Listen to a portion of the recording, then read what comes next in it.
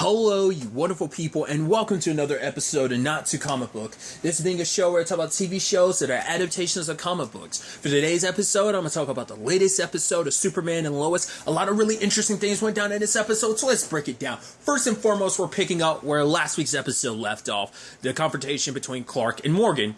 Obviously, we find out more about him. I was wondering, like, if it was a situation of whether he came to this Earth and didn't have powers, but it's like, no, the moment he came here, he immediately got the powers and everything. Just like the dialogue last episode made it seem like maybe he didn't have his powers when he got here, but also we find out he's not Zod, and it is kind of what I thought it is. He is like, no, biologically they're brothers, half brothers. So it's interesting because it's almost like they're taking a little bit of that Krypton thing with the whole like Jor-El and Zod thing. Obviously not a one-for-one, but it's kind of a similar thing because it turns out like his mom was actually matched with someone else. Because actually Krypton, I know, once again, I don't know if there's any comic books or any Superman stuff that really cover this, except for like, because Krypton's the only thing that I've viewed that I'm aware that covers this, that people are matched together. It's almost like an arranged marriage type of thing. Like Seg was had an arranged marriage situation with Nissa. It was more so like it was more so like the five ranked families and stuff like that. It was a ranked family thing and not the rankless. I don't know if that's something that might have just been something specifically Krypton related. But on the show, they also made it so like kids were born genetically. So like it was like that's just how they reproduced on Krypton. But like later on, Kal-El's mom talks about like, yeah, that's how things work for like thousands of years, and we kind of saw that on Krypton of like, yeah, they arrange like genetically being matched with someone and stuff like that. It was just interesting to kind of be like, okay, because I like that, because I think that's such an interesting thing that, like I said, I don't know if that's just Krypton had all that on its own, or maybe it's somewhere in the comics that's been covered. But to my knowledge, like Krypton has never been a big subject in the comic books. But once again, I could be wrong. There's been so many runs over the many 80 plus decades of Superman, so anything's possible, you know? But it turns out she was genetically matched to someone else, and that's how Morgan came to be. And he's the older brother, so he landed on Earth sometimes before Clark. And the sad thing is, he ended up having the inverse reaction that both Clark and Kara ended up getting. Well, I mean, it also depends on the continuity, because it's like Clark found Kara. I think that's typically how that ends up happening most things. I think he ends up finding her. But he found her first, or at least her pod, so she kind of had an advantage. But also, it's like he had the lucky fortune of being found by Jonathan and Martha. Sadly, because we saw it's like, oh, it's just like the people that found Morgan's pod immediately attacked him, and he killed maybe one, if not both of them in the process. It's like, oh, completely different story. Like he was. Whereas, you know, Jonathan and Martha accepted him, Morgan wasn't as fortunate. People turned against him, and he was kind of locked away for a long time, experimented on, wondering why he had the powers and stuff like that. So, it's just, I thought that was such an interesting inverse of like, right, no wonder Morgan has like the weight, you know, and I think that's such a beautiful perspective, because it adds even more weight to his like disgust of humanity. It adds even more weight to it, because like Zod being like, oh, I'm just going to come here and conquer, it's one thing, but to be amongst humans for decades and hate them because of what they did to you, and realizing, oh, this is a disgusting species, they deserve to be wiped out, they're not worth saving. And so that being the inverse of Clark, who's like, he grew up amongst these people, is like, these people, yes, like there can be some complicated humans, but they're not all bad. Like humanity will surprise you at how great they can be. But he has an optimistic point of view, whereas, you know, because he had a good upbringing, whereas Morgan had a very bad one, you know. So it's just an interesting inverse, and I think that it just making their stories parallel to each other like that is so, I think that's so wonderful that that being done like that. So. But Morgan wants Clark to join him. And even Lois later on is wondering, like, maybe he wants you to join him. Because it's like, why try and get you to join? Like, why is he kind of putting like a timetable on? It's like, right, because he might need his entire army to take you down if necessary. Because none of any of the Kryptonians have... I mean, to be fair, also, Clark's had a lot longer of being Superman than a lot of these people have been as Kryptonians. So, like, these Kryptonians probably haven't fully developed everything. So, like, because if you notice, like, don't all have the abilities Clark do. Yes, they have, some of them have super strength, flying and super speed and heat vision, but none of them, like the dude he beat in the motel, home dude didn't have the freeze breath. Like, none of them have displayed every ability, so it takes a while, because even like Man of Steel tackled that. Like, it took them a while to get adjusted to things, but Clark has had his powers his entire life. Morgan has too, but we still don't even know if Morgan has everything that Clark does. So that kind of puts things in a very different perspective in that regard. So I guess that's also why, like, Morgan's like, right, we're all at a disadvantage. Like, it would take, if he probably was hoping that Clark would choose them, especially because he was like being so like sure of it when it came to Lois being like, oh yeah, who's to say he won't choose his people? You know, he was so sure of it, because it's like, right, once I tell him I'm his brother, he'll be so like, oh my god, yes, we're family, let's do this. And it's like, wait, what? Not the response. He was so certain he was going to get. Once again, parallels to other stuff at a time. No spoilers, but man, We Need to Talk didn't go down the way you thought it would. In both directions. If you know what I'm talking about, you know what I'm talking about. It's just interesting. I'll go ahead and say Invincible. Conversations didn't go down like the way that person thought it was going to go down on Invincible. Same thing in this case too. I just think that's so interesting. Once again, just timing and parallels and stuff like that. So interesting. But obviously bringing this information up to like the entire family. It's not just him telling Lois. He's telling everybody. It's all right, like, he's my brother. But also it's like, it's not just like the other Kryptonians. We can bring back our entire species. We can even bring back our mom. A mom he never got to know. He got to know his dad because of the crystal, but we ended up finding out later on, like, the reason why Clark doesn't have his mom's crystal is because Morgan's dad took it from her for betraying him, for leaving him and stuff like that. That is kind of sad. It makes you wonder, on some level, does he resent his mom to some extent? Especially knowing that, I'm skipping around a little bit, but she's the one that kind of undid all your plans. I know that must hit... I don't think he knows that, but the fact is, you know, because for him, it's like he feels like this is his mission, his purpose, like why he was sent here, but it's like, no, like, she didn't mean for this technology to be used in this way. It was meant to preserve the people, just like the Fortress of Solitude and the crystal allows Clark to preserve the Kryptonian world and their history. It's supposed to meant to be that. It was never meant to be a means of conquering worlds. But the whole thing is, you know, Clark has got to try and,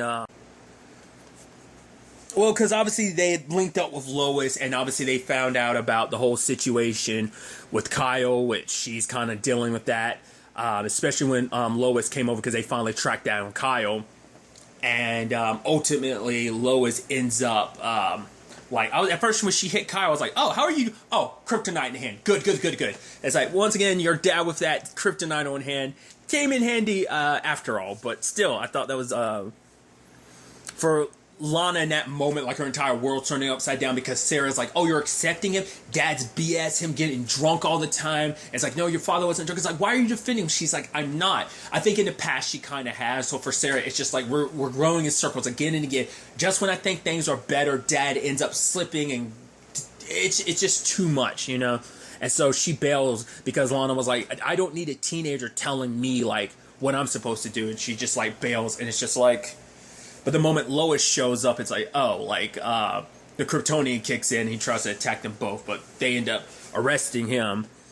And now Clark and Lois fill Lana in on everything about the ex-Kryptonite and how, like, the people in Smallville are the reason why Morgan's able to do what he's able to do. But Lana, she beats herself up on the inside because it's like, right, I'm responsible for all of this because I led these people to this. Because it's like, I'm the reason why Kyle felt the need he had to go, you know, behind my back to Morgan. I'm the one who recruited people like Emily and so many others. And she ends up talking about that's the reason why she chooses herself to be like, let me be the one that takes your mom's consciousness because I have to fix this. Because she's like, I failed this town and its people over and over again. It's like, this is my chance to fix it, for me to make up for my mistakes. Let me do this, you know? I thought that was so interesting. But I also thought was really fascinating, too, is Jonathan's perspective on things. Because for him, it's like, you know, it's got to be a lot for their dad. Because it's like, he's like, I saw Dad kill, you know, Mom. Well, at least her doppelganger in that other world. It's like, yeah, so. But it's like, well, what if that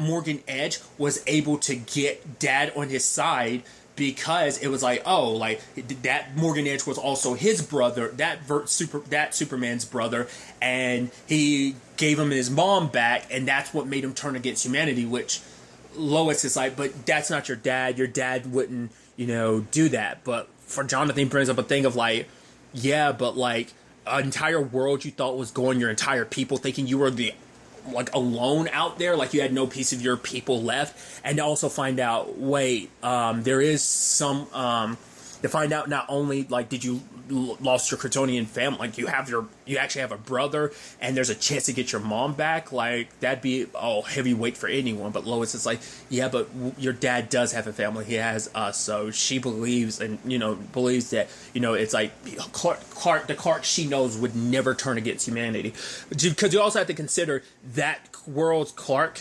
We don't know his circumstances. Maybe his circumstances were just like Morgan. Maybe they came to Earth together. You never know. But also, it's also like he didn't have a Lois in his life to kind of balance him out. Yeah, maybe he had the Kents, but maybe it's a combination of everything, the Kents and Lois, that kind of kept balancing him, because he also most likely didn't have kids on that world either. So there's a lot of contributing factors of just, once again, just the whole multiverse thing of just like, just how different, like, different decisions can lead to just like how your life can go in so many different directions. Every step, every choice you make creates a new path, so it's kind of interesting. Ultimately, they ended up finding out that there's a scientist that helps with all of this. What's his name? Donovan, who ended up, like, he's the one that's like working for Edge, and he's the one that operates the machine. So ultimately they were able to track him down, but he brings up the fact is he personally can't reverse engineer all this, because for him it's like, I don't even understand the technology to be able to do reverse engineer all this. You would need the person who made it, and for Clark it's like, that's my mom. So that's where Lana comes into play, especially like when it's at first like Lois, Lana there, which also it's interesting to see, like, oh yeah, the strong military force in town. Granted, Sam made it clear, like, oh yeah, like we're gonna stay here until everything's resolved, but it's still just kind of interesting to see like Smallville just militaried up like that.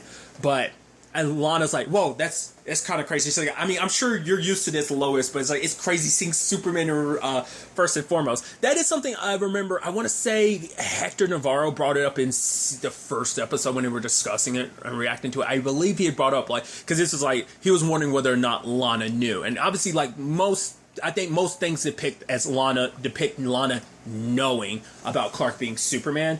But in this case, she doesn't. I'm also interested in the fact is that Lana brings up, like, the fact, she had brought up the fact is that she had brought up early in the episode about how there hadn't been anything strange in Smallville for a long time. It's not just, it just happenstance that Clark happens to come back to Smallville at this time, but, maybe it's just destiny and everything, like the universe kind of working out in an interesting way. But it's like, Morgan was already doing everything he was doing in Smallville already. But I'm wondering, but for her, it's like, she was like, there hadn't been weird things in Smallville in years.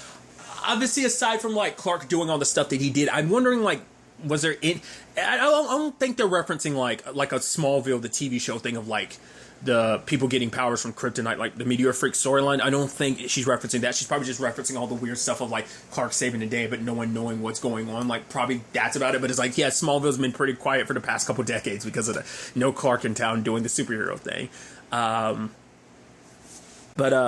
It was just, it's interesting, like, her walking up, almost being like, oh my god, it's Superman. It's so crazy to see, I'm just so used to just seeing him on TV, seeing him in person and stuff like that. Part of me was wondering, it was like, would Lana notice that it's Clark, It's like, when you're not looking for Clark, you're not going to be like, you won't immediately put it together, like, oh my god, yeah, they might look similar, but it's also like, because she's known a version of Clark, like, oh my god, like, my probably, like, goofy kind of dorky boyfriend, like, from decades ago, and I was like, there's no way he's Superman. Once again, that's the interesting, once again, I'm like most people would have always thought, like, Clark Kent, it's not a good disguise, like, just the glasses. You can make your arguments about it, but I think it does work because he does a lot with, like, being kind of fumbling, and, he acts like, kind of like, he stumbles and makes himself not seem, he seems less than average because he seems so unassuming. It hides the fact that he is superhuman, you know? So that's kind of the whole point. It's just so interesting. So, like, because you're not looking for Clark Kent, of course, you're not going to see Clark Kent when you see Superman, you know? Because you're like, oh my God, that's Superman. Wasn't even cross your mind to be like, oh my God, that's Clark. You just won't put two and two together in certain regards. So I think that's just kind of what crossed my mind, because I was wondering if Lana would know, but it's like, no. And I think that speaks volume. Like, oh, she knows, she's like, as Clark says it later on, it's like, oh, she's like one of my closest friends. Like, obviously, they dated for a while and stuff like that, but even she can't see that, like, oh, Clark is Superman. Maybe she will figure out, like, at some point over the course of this season. Maybe not. I don't know. I'm curious to see how they'll ultimately handle that. But, obviously, you have Sarah, too, kind of beating herself up about, like, you know, it's just like, oh, my dad, like, I'm just, and, you know, Jonathan and, Jordan are there for her, and Jonathan's the one that's like, hey, maybe, okay, so here's the truth, and kind of spills the bean, but even Jordan's like, whoa, it's like, because for Jonathan, it's like, you need to know, like, cut your mom some slack, your mom's dealing with a lot, that's not your dad, and it's like, yeah, like, our grandpa works with the military, so, like, he knows all about this, without spilling the beans about everything, giving her enough to know, like, wait, like, your mom is actually doing the best that she can, like, there's a lot going on here, so they take her to go see her dad, and obviously for Jonathan, it's like, the fact of the matter is, he was talking to Sam being like, you want to make it seem like your way of doing things is kind of like the right way, but it's kind of had like the opposite effects. Like, you know, all these lies and stuff like that, you know, it's like, it hasn't really had the effect you thought it had, keeping all these secrets. So he's trying to be, you know, more honest, and he's like approaching this from that perspective.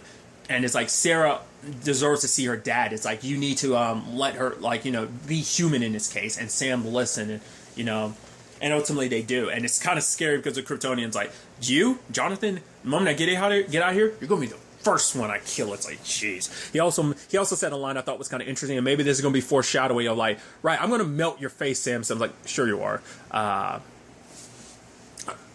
Part of me wonders, the fact is that Clark is the one that killed him in a different world. We'll get to that later on, of like, and there might be something more with that, but maybe that's the case, maybe not. We'll see. But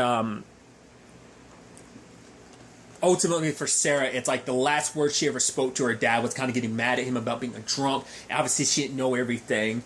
But like, she wants to hold on to the fact is the person that was there is like, no, that was my dad, you know, and, you know, Jordan's there to help her, you know, because Jonathan was like, be there for her. She needs you at a time like this. And it's like, now she also understands. She's like, oh, I was so messed up the way I was kind of getting mad at you and stuff like that, considering like all this craziness that you were aware of and couldn't say anything, which I think for Jordan's also to think of like, right, there's also the complicated thing of like, I also have another aspect about myself. This, like, he can at least, he's like, no, and in the long run, now being opener about this, he can be a little bit more okay with everything, but at the same time, it's still like, right, there's still a part of me I'm hiding from you, so I think that's still going to be an issue going forward.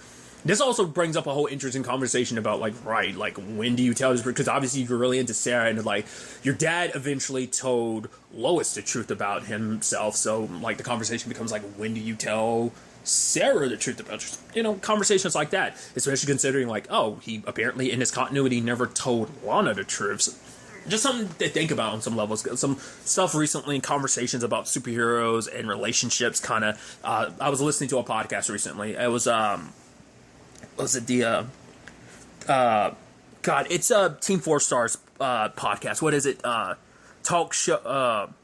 Talkcast pod show. God, was listening to like Lanny and them talk about Kaiser. It was Lanny and Kaiser talking about Invincible. Once again, tangents and all that aside, it was just like that conversation came up. That's why that was kind of in the back of my mind.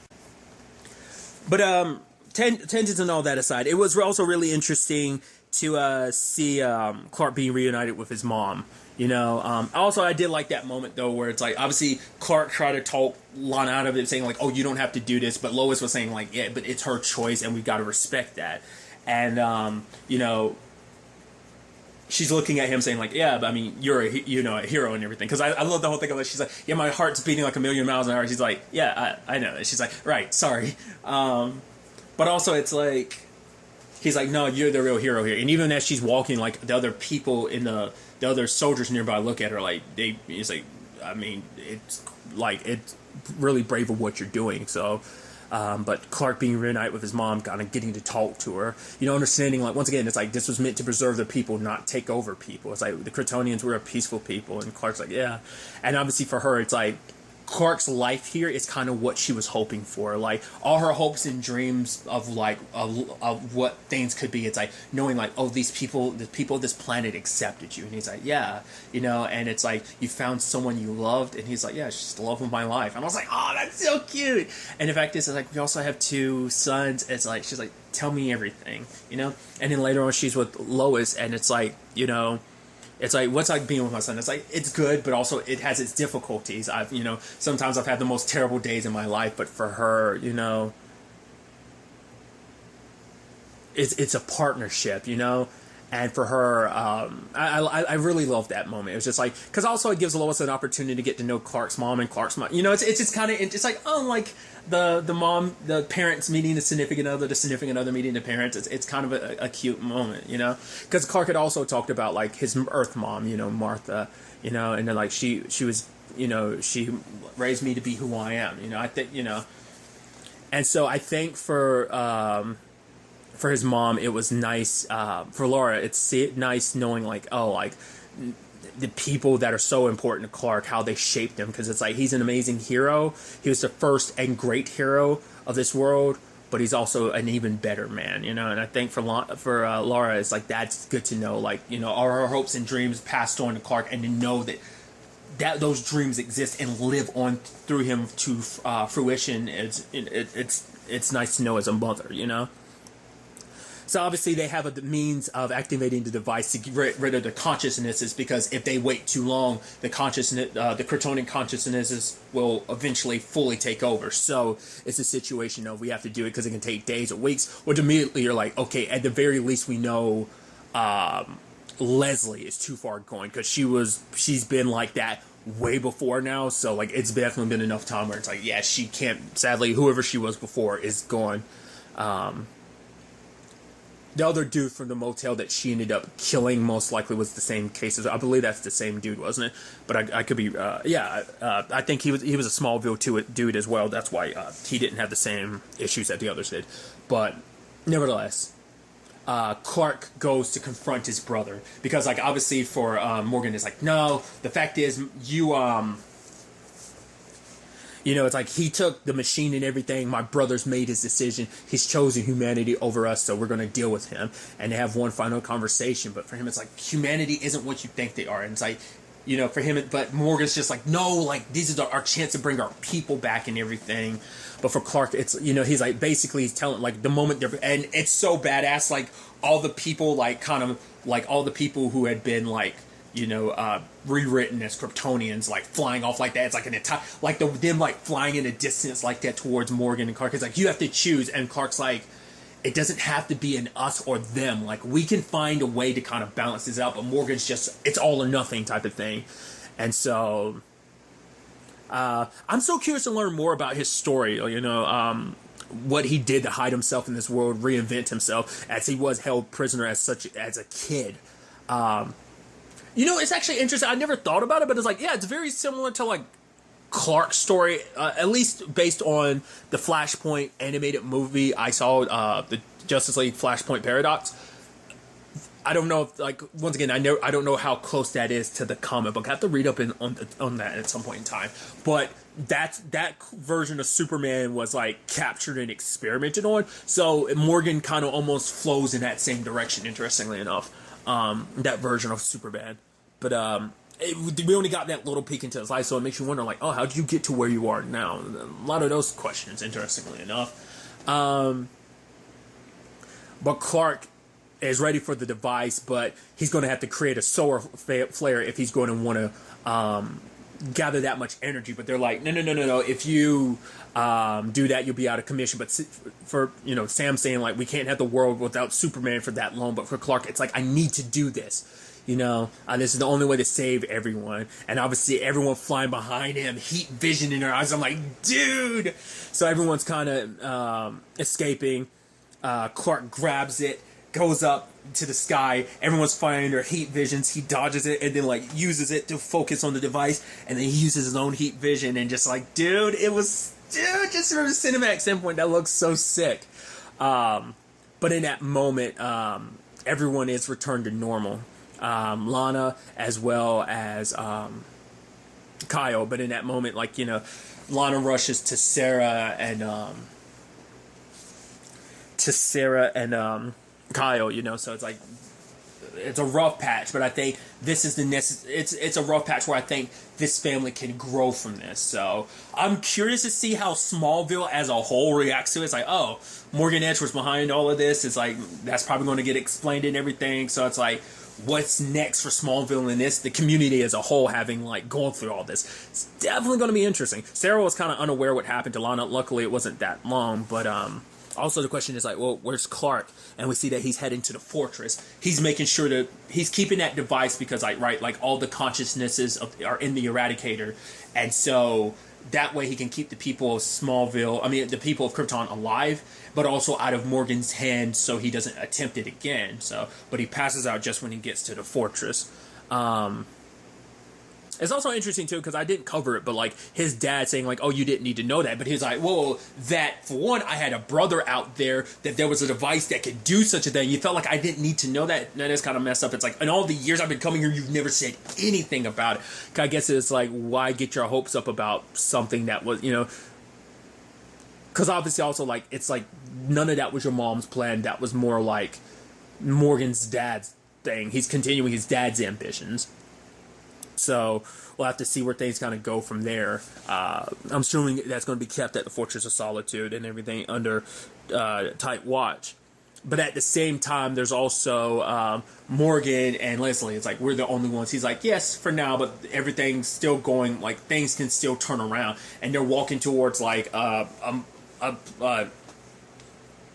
split in between, like, some rocks or something. I'm like, is that his version of a Fortress of Solitude? I'm like, that'd be interesting, especially like if that ends up being the case, because it's like, oh, his is in a rocky place and a dry rocky place, whereas Clark's is in a cold rocky place. So I was like, oh, I think that's fascinating. That'd be another separate, but I think maybe he has something else planned. Now, what I was bringing up earlier about like wondering about the Clark of the other world, part of me was wondering, could it possibly be that Clark got possessed by a different Kryptonian? Like they overwrote Kal-El's who he was. Like maybe that other Earth's